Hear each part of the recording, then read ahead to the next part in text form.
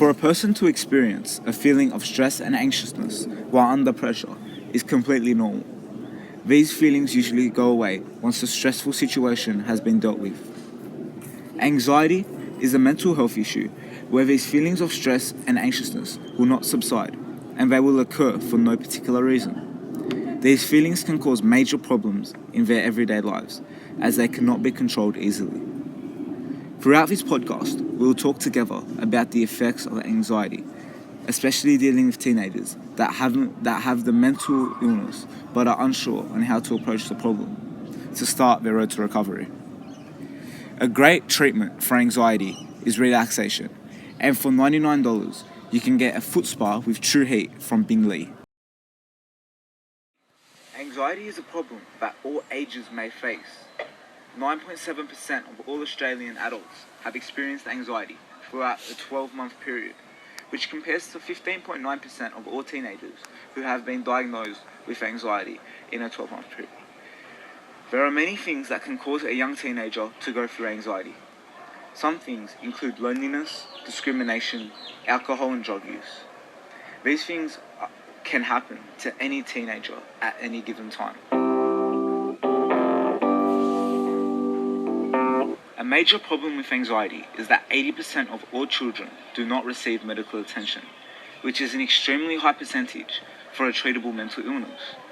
Teenagers may be extremely sensitive about their social problems, and young men may be ashamed of admitting their weaknesses. On the podcast today, we have a student that could be in the same position as you to talk about who you can approach to start treatment on this life-affecting illness, and also for parents to grasp an understanding on how they can approach their children about this problem.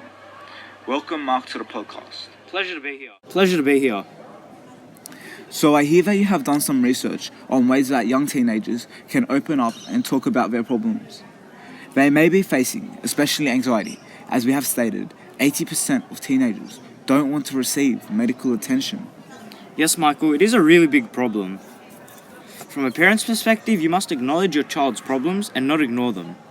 For your child to feel safe and stress-free at home, you must know that you are supporting them.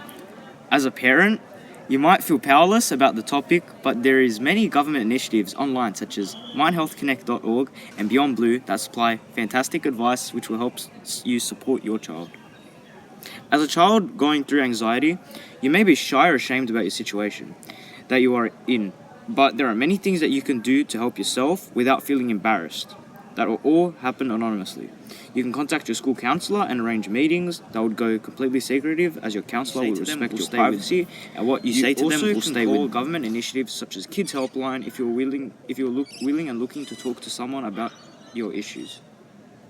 Yes, Mark, these government initiatives are a great way for children to seek out to fix their problems. Thank you for opening up and providing teenagers with resources they can use to get treatment for anxiety. It was surely a pleasure, Michael. If you want to hear more about Mark's research, you can access his Facebook page at markgabby.com. Anxiety is a horrible mental illness that can greatly affect your everyday lives, whether you're a teenager or adult. Hopefully through this podcast, you have gathered an understanding about how you can approach this issue and conquer it with both hands. This has been Michael Azer. Tune in soon for another podcast about a different mental illness. Thank you to everyone that's listened to the end of the podcast. And remember, if you have a mental illness,